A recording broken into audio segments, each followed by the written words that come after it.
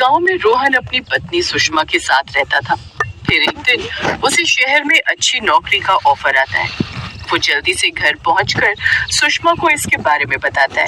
अरे सुषमा, कहाँ हो तुम? जल्दी आओ मेरे पास, तुम्हारे लिए एक बहुत अच्छी खबर है। क्या हुआ जी? आज तो आप बहुत खुश लग रहे हो जी।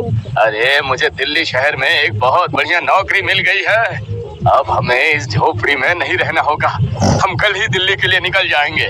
ये तो बहुत अच्छी खबर है जी। अब हम भी अमीरों की तरह शहर में अच्छी जिंदगी बिताएंगे। फिर वो अपने गांव का छोटा सा घर बेच देते और उन पैसों से शहर में घर लेने का सपना देखने लगते। वो दोनों बहुत खुश थे, लेकिन उन्हें क्या पता था कि उनके साथ दिल्ली शहर में क्या होने वाला है। फिर अगले दिन वो दोनों ट्रेन पकड़कर दिल्ली पहुंच जाते हैं।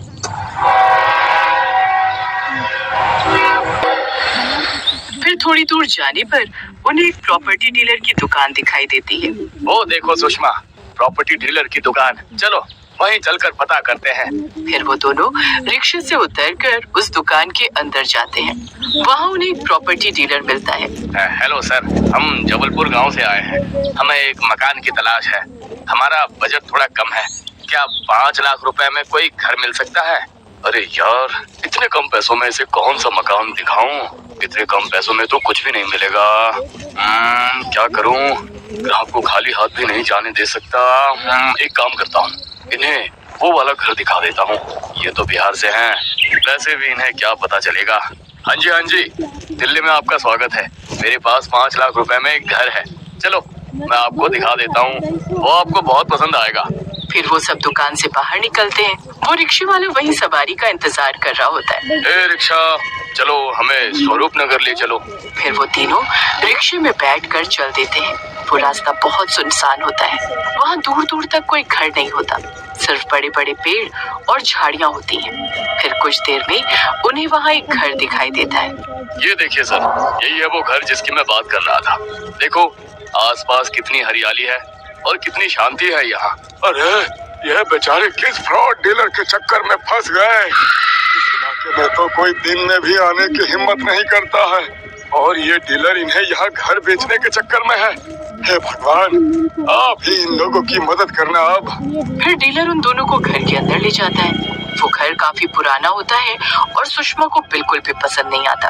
रोहन, मुझे तो ये घर पसंद नहीं है। यहाँ एक अजीब सा डर का माहौल है। हमें कहीं और घर की तलाश करनी चाहिए। अरे मैडम, दिल्ली शहर में 5 लाख रुपए में इससे अच्छा मकान आपको कहीं और नहीं मिल पाएगा। इतने पैसों में तो यही मिल पाएगा। हाँ, ये सही कह रहे हैं सुषमा।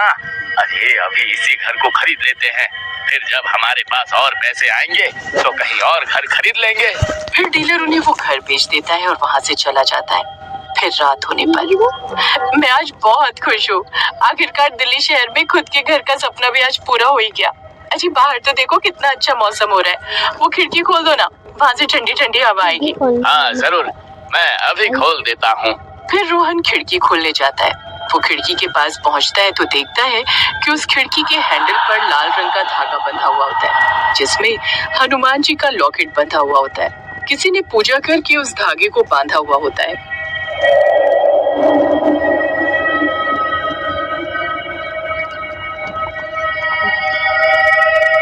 अरे सुषमा, जरा इधर तो आओ। ये देखो, किसी ने पूजा करके इस लाल धागे को यहाँ बांधा हुआ है। क्या हमें इसे खोलना चाहिए? पता नहीं, रहने देते हैं। पता नहीं किसी ने किस वजह से इसे यहाँ बांधा हुआ है। चलो अब रात भी बहुत हो गई है, मैं बहुत थक गई हूँ। चलो सोने चलते हैं। फिर वो दोनों अपने कमरे में सोने चले जाते हैं। फिर आधी रात होते ही उस खिड़की पर जोर जोर से खटखटाने की आवाज आती है। खटखट की आवाज से सुषमा की नींद खुल जाती है। अरे मर गए रे, इतनी रात को कौन आ गया? अजी उठो जी, देखो वो खिड़की पर कोई जोर जोर से खटखटा रहा है। अरे यह कौन हो सकता है? हम तो इस शहर में किसी को जानते भी नहीं, तो भला इतनी रात को हमसे कौन मिलने आ सकता है? तभी जोर जोर से खिड़की हिलने लगती है।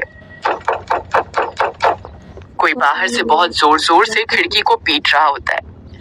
अरे मर गए रे, कमबख्त तो इतनी जोर जोर से खिड़की पीट रहा है। आप जल्दी जाकर देखो। फिर रोहन खिड़की के पास जाता है। वो सोच में पड़ जाता है कि खिड़की खोले या ना खोले। हे भगवान, क्या करूं? फिर हिम्मत दिखाकर वो खिड़की पर लगा हनुमान जी का लॉकेट हटा देता है और खिड़की खोल देता है। लेकिन खिड़की के बाहर कोई नहीं होता। लेकिन फिर भी उसकी आंखें फटी की फटी रह जाती हैं, क्योंकि वहां एक कब्रिस्तान होता है। अरे मर गए रे, ये तो कब्रिस्तान है। हमने यहाँ घर लेकर बहुत बड़ी गलती तो नहीं कर दी। अरे उस कमबख्त डीलर ने हमें इसके बारे में क्यों नहीं बताया? अजय तभी तो उस डीलर ने हमें ये घर इतने सस्ते दामों में दे दिया। अजय जल्दी से खिड़की बंद करो और चलो यहाँ से। फिर रोहन खिड़की दोबारा से बंद कर देता है और दोनों डरते डरते सोने चले जाते हैं। लेकिन डर के मारे उन्हें नींद नहीं आती है। फिर कुछ देर बाद फिर से कोई खिड़की खटखटाने लगता है। अरे मर गए रे। अच्छा देखो, फिर से कोई खिड़की खटखटा रहा है, अब क्या करें? फिर वो दोनों डरते डरते खिड़की के पास जाते हैं। अरे नास मिट्टी, कौन है तू? क्यों हमारी जिंदगी बर्बाद करने पर तुला हुआ है तू? हमने तो अपनी जिंदगी की सारी जमा पूंजी इस घर को खरीदने में लगा दी। भाग जाए यहाँ से। मुझे इसे सबक सिखाना ही होगा। मैं अभी इसे सबक सिखाता हूँ। फिर रोहन पास में पड़ा एक डंडा उठाता है और खिड़की खोलता है। खिड़की खोलते ही उनकी आंखें फटी की फटी रह जाती है। खिड़की के बाहर एक भूत खड़ा होता है।